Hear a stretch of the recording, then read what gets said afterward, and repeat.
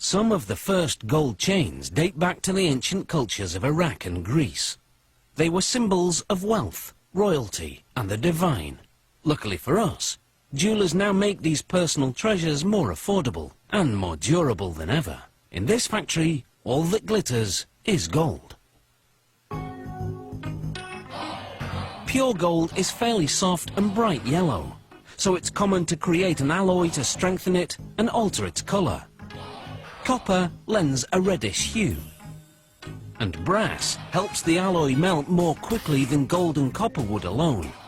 Depending on the ratio, adding these metals produces 14 or 18 karat gold. The mix is melted in a crucible at more than 1,000 degrees Celsius.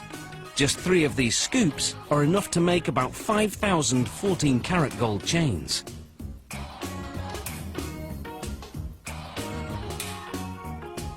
The molten alloy is poured into a casting machine. Water cools the metal to around 370 degrees Celsius, solidifying it. The metal passes through a round die, which shapes it into a golden rod that's nearly 2 meters long. After the rod is cut in half, it's passed through what's known as a breakdown mill. The machine reshapes the rod from circular to square, so it will be easier to stretch.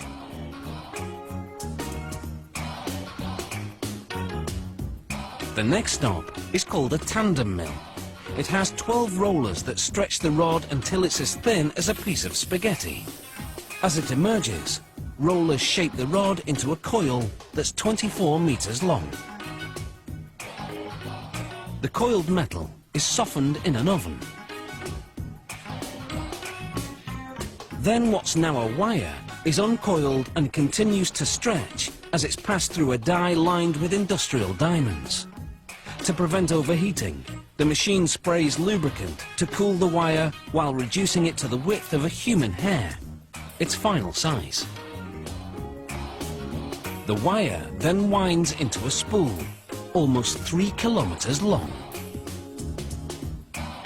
Next, 32 of the spools are unwound, and the wires are run through another oven which softens them further.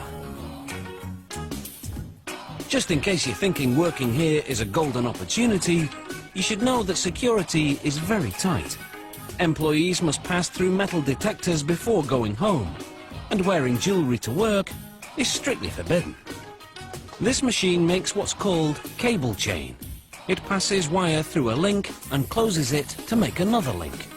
The machine makes 600 links per minute.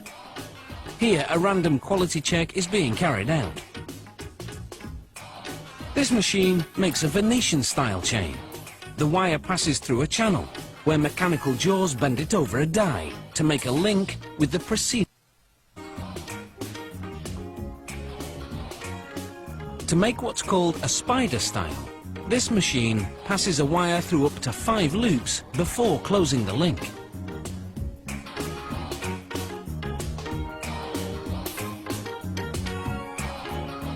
For a Figaro style chain, this machine makes 3 short links before a mechanical arm moves the chain to another area to add 1 longer link. The arm then moves it back to add 3 more short links.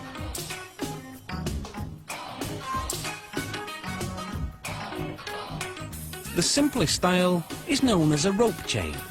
To make it, this machine threads a wire through, then closes it to make another loop.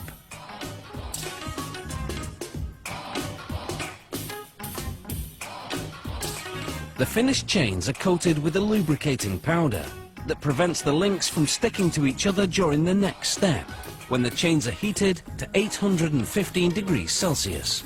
This activates a soldering agent, which was added to the metals earlier. It fuses the ends of the links to each other. This machine welds a link to a clasp on the chain. A tag indicating the gold quality goes onto the clasp. Finally, the chains go through 4 chemical baths, which clean them thoroughly. Then they're plated with a layer of 14 or 18 karat gold, which creates a more vibrant finish. After one last quality check, these chains are ready to dazzle their way to a neckline near you.